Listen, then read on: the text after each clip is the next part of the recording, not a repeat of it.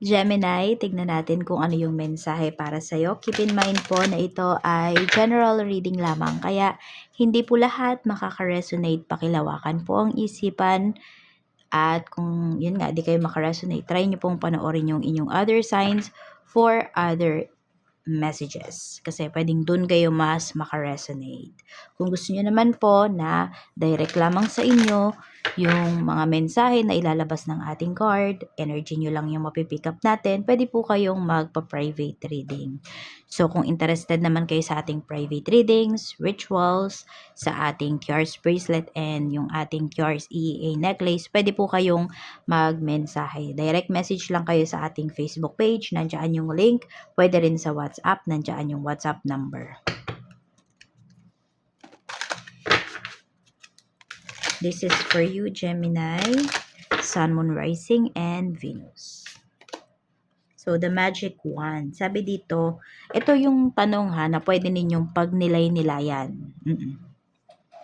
Sabi dito, tanong sa universe, what personal power have you underestimated? If you had unlimited potential, what would you do? Ayan po ang tanong sa inyo. Pag nilay-nilayan nyo yan. Kasi yan yung tanong sa inyo. Okay, tignan pa natin ano pa yung mensahe para sa'yo. Pwedeng may mga ano kayo dito, may mga binabaliwala kayo dito na skills ninyo, na gifts ninyo.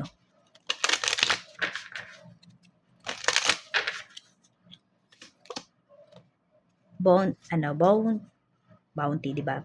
Bounteous. Ayan. Generously given, relationships, coming together. Tingnan natin yan maya kung ano. We have let it rain. Meron din tayo ditong deep sea diving. Sabi dito, let it rain, allowing what is, inevitability, trust. Tapos, deep sea diving, way of the mystic, learn through experiencing depths.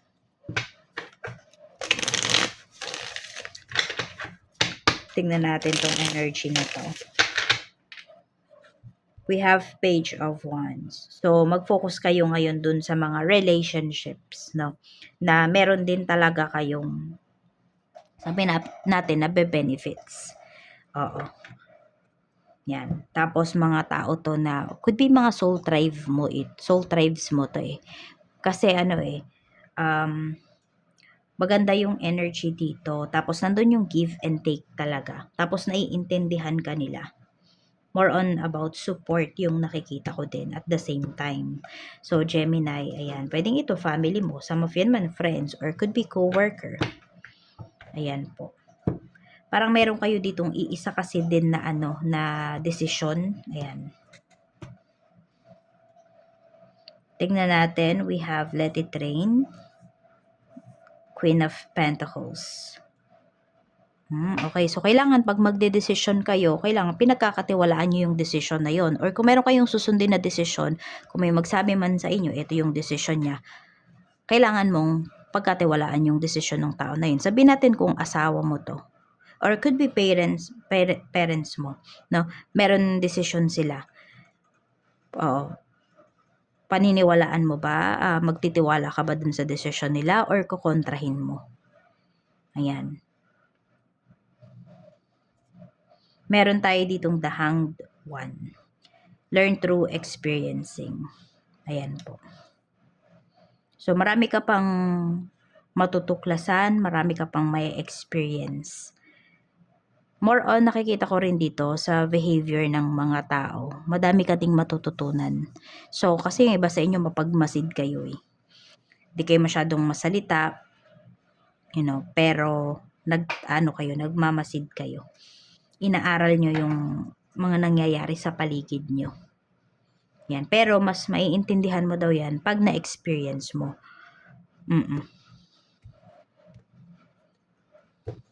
Ikaw mismo yung nasa sa sitwasyon na yon. So, maganda yung pinapakita rito para sa'yo actually. No, dito mo din malalaman kung ano ba talaga yung kakayahan mo. Ano ba yung dati binabaliwala mo lang, pero ngayon napaka-importante pala dito sa sitwasyon na kinalalagyan mo. Tignan natin, okay, pagdating naman sa iyong emosyon. Kamusta naman yung emosyon mo? We have the High Priestess. Actually, ngayon, hindi mo masyadong pinapagana talaga yung, alam mo, hindi ka nagiging emotional. Kontrolado mo. Sabihin na lang natin na ganun. Kontrolado mo yung emotions mo. Or sabihin natin, hindi ka masyadong nagpapakita ng emosyon ngayon. Ayaw mo na nababasa ka kaagad ng mga tao. So, pwedeng yung mga approach mo, yung, basta hindi siya direct. Pag-iisipin pa or mag-iisip pa yung tao kapag kunwari nakausap ka. Yan, parang hindi nila makita kung ano ba talaga yung emosyon mo. Hindi nila maintindihan yung mga sinasabi mo. Kasi malalim. We have 10 of Swords. Tapos meron din nga po dito, pwedeng may iniiwasan kayo ng mga tao. Oo. Yan. May iniiwasan kayong kausapin. Ayaw nyo ng stress sa ngayon. Pwede kasi na meron pa kayong mga inaayos. Okay? Kaya ayaw nyo munang madagdagan pa yung inyong stress. Kaya may mga iniiwasan talaga kayong mga tao or usapan. Spiritual health naman, we have Page of Pentacles. Okay naman yung iyong spiritual health. Actually nga, yun, madami ka pa talagang matututunan dito. Pwedeng ito yun, no? Diba? You have a gift. Meron kang gifts. Pero, ayan po. Dati, binabaliwala mo lang. Ngayon, pinagtutuunan mo na ng pansin. So, pwedeng mas maa-appreciate mo yung gifts mo. Actually, marami naman sa inyo dito malakas po yung inyong intuition. And pwedeng very heightened siya ngayon. Ang dami nyong napipick up na energies. So, sundin nyo lang po yun. Basta hindi kayo, hindi kayo pababayaan. Hindi po kayo ipapahamak ng inyong intuition. Tignan naman natin yung energy ng mga tao makakasalumuha mo ngayon. Yung pinakamalakas lang po ito ha. We have the Tower. Actually, magulo. Hindi ko alam kung nasa mataong lugar ba kayo or dito mismo yung mga makakasalumuha mo. Moron sa bahay po yung pinapakita rito or trabaho. Medyo may gulo dito, may away. Ayan, magugulo sila. Kaya din siguro, kung meron dito nasasangkot sa isang gulo, tapos nang hihingi sa'yo ng advice, pwedeng iyon, iniiwasan mo siya. Kasi ayaw mong madamay sa kaguluhan ng buhay ng taong ito. Meron ding pinapakita dito, pwedeng madami kayong makikitang mga emergency. Hindi ko alam kung nasa hospital ba yung iba sa inyo. Or, mga ambulance. Ayan. Pwedeng ilang beses kayong makakarinig ng ambulance. May mga sinusugod sa hospital. Ayan. Emergencies nga. 3 blessings naman na pwede mong ma-receive. 2 of Cups. Ayan nga po. Pagdating talaga to sa mga relationships. Itong relationships na to, pwedeng love life mo to, friendship, your relationship with your family, with your kids. Yan po. Magiging okay talaga siya. Mas magiging maayos. Pwede po kasi na mas mabigyan nyo din ng atensyon yung mga relationships na ito. Tapos, meron tayong 5 of Cups. Kung meron naman dito, parang nagluluksa pa kayo, ganyan. Or malungkot kayo, merong bagay na nalulungkot kayo, pwedeng magkakaroon kayo ng space para mailabas ninyo, ma-release ninyo yung inyong nararamdaman. Kung parang walang mga abala sa inyo ngayong araw na to, kung kayo man ay nagkulong sa kwarto, ganyan. We have the Fool. So, may travel din po na pinapakita rito. Huwag kayong mainip. At meron din po dito na meron talaga kayong mga susubukan. Parang mawawala yung takot nyo. Yung ganyan. Mas magiging adventurous kayo. May ganyang energy na pinapakita rito. Tignan natin. Meron din kayong itatry dito na something new na pwedeng kakukunutan ng noo ng ibang tao. Pero wala kayong paki doon kasi nag-e-enjoy kayo or masaya kayo doon sa itatry ninyo na bago na ito. Check naman natin 3 blockages sa life mo ngayon. 9 of Swords. Yung mga iniisip mo talaga. Kaya nga, yung mind mo, nai-stress yung iba sa inyo dito. Pwedeng may depression. Meron dito, pwedeng na allergy yung iba sa inyo. So, may mga na-postpone kayo na mga gawain. Kasi nagkaroon ng allergy yung iba. So, ayan po, no? Matulog ka ng maaga or kumpletuhin mo yung tulog mo. Nakaka-block po yan sa'yo. Nakaka-block yan sa mga gifts, sa mga skills na gusto mong i-hone. Tapos pagdadalawang isip. So, unbalance yung yung root chakra mo. Yan. Tignan mo kung ano talaga yung dapat mong i-prioritize. Kasi pwedeng nagiging tama ba? Indecisive ka. Tama ba? If I'm not mistaken. Oh, yun. Basta. King of Pentacles.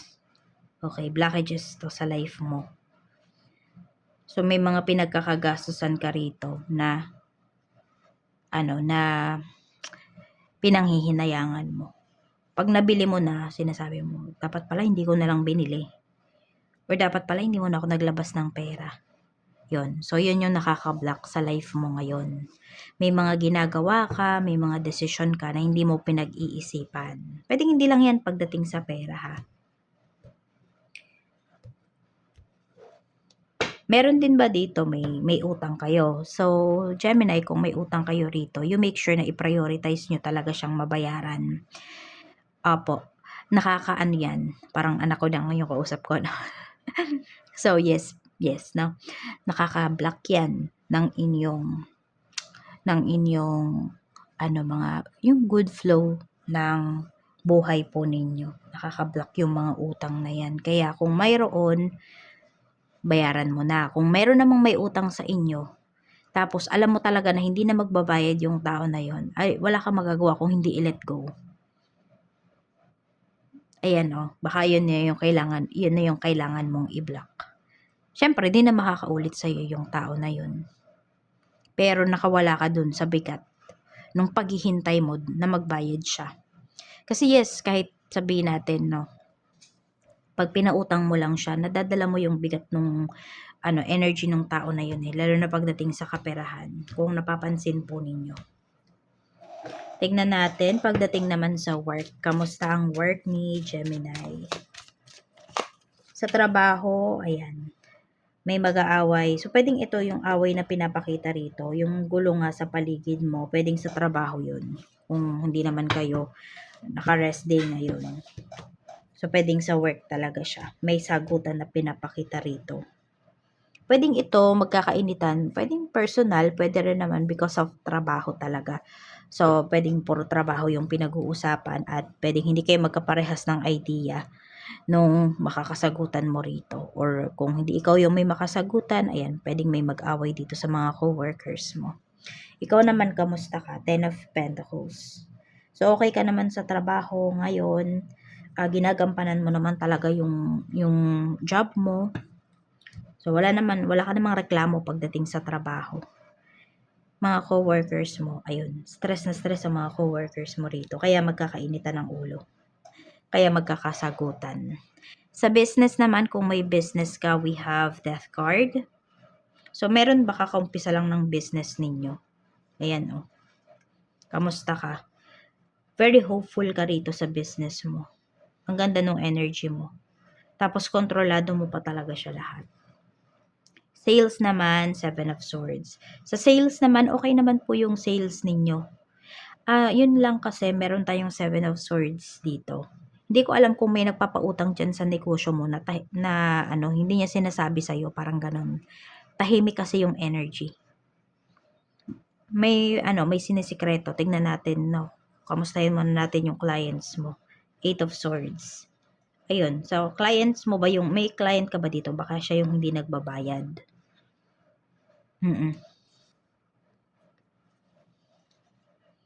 May kompromiso naman na pinakita rito. Pero, yun nga. Nabablock yung maganda yung sales. Pero okay pa yung sales nyo, ha. Pero kasi pwedeng, ayan, may mga clients dito, ayan. Negative yung energy. So, pwedeng may magrereklamo, may mga comments, may mga feedbacks na, alam mo yung, wala namang kaugnayan sa business mo, yung tipong ganyan. Or pwedeng may personal dito, baka may problema sa love life. Ayun, mag-ingat lang kayo kapag may problema sa love life, yung ka-deal po ninyo na clients, no? Kasi baka madama yung business nyo. Parang doon matutuon sabihin natin frustrated yung client po na 'to sa relationship niya. So, puwedeng doon mapunta yung init ng ulo niya, yung frustration niya sa business mo. Kaya mag-iingat ka din. Staff mo kamusta? Six of Cups. Okey naman yung staff mo, may concern talaga sila pagdating dito sa iyong negosyo. Kaperahan, energy, we have Ace of Wands. So, eto tignan mo kaparehas yung energy natin. So, puwede na meron talaga kayo ditong meron kayong sisimulan or puwedeng meron kayong skills talaga or basta meron kayong, bagay na puwede niyo po talagang pagkaabalahan, puwede niyong pagkakitaan, pero na-underestimate ito before. Puwede ngayon niyo ulit susubukan.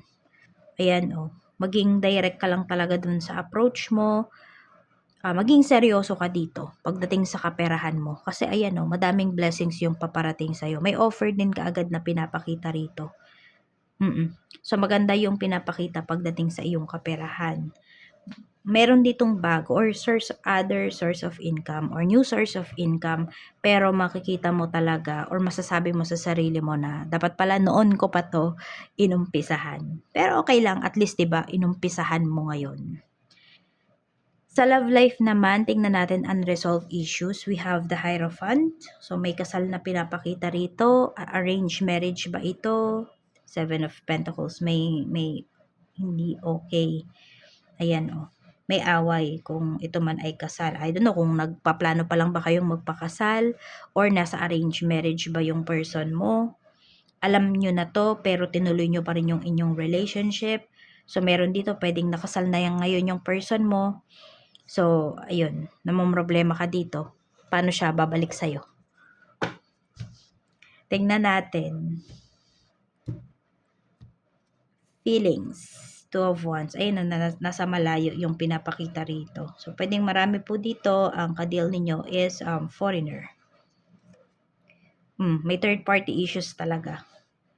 And nasasaktan ka kasi, 'di ba? Kahit sabihin natin, aware kayo rito or unaware kayo. Pero syempre, nalaman nyo na kayo pala yung third party or sabihin natin, may third party pala sa relationship ninyo. Nasasaktan pa rin talaga kayo. Ayan. Actually, iniisip ka naman ng person mo eh. Ayan, Kaya lang kasi, hindi sobrang tindi yung nafe-feel nito sa'yo. Kasi, ito nga yung mas pinili niya, diba? So, more on attraction kasi. Maging matalino ka dito. Ano ba yung nabe-benefit mo towards this person? Ayan. Or puro puso ba yung iniintindi ninyo dito? Puro puso ba yung yung pinapairal ninyo rito sa relationship ninyo? Kasi pinapakita ikaw yung kawawa kapag ayan lalo na kung may anak kayo dito. Tapos iba yung pinili ng person mo. Iba yung pinaninindigan niya dito. Mag-demand ka daw. Lalo na kung may anak kayo dito, no? So, ayan, kung magde-demand ka dito sa person na ito, tapos hindi niya talaga kayang ibigay yung tinedemand mo, mag-isip-isip ka na kung itutuloy mo pa yung connection ninyo. Kung babalik man siya dyan, kung nasaan ka. Kasi pinapakita talaga dito, ikaw yung, ikaw yung dehado. Tingnan natin ano pa yung mensahe. Mensahe pa po natin, Spirit Guide. Love at first sight. Love at first sight will happen to you, a beautiful encounter. Ayan. So, na-love at first sight ka ba dito sa person mo? Or pwedeng merong kung ito hindi na talaga magwo-workout, merong tao dito na paparating sa'yo. At pag nakita mo yung tao na to, napakagaan ng magiging pakiramdam mo sa kanya.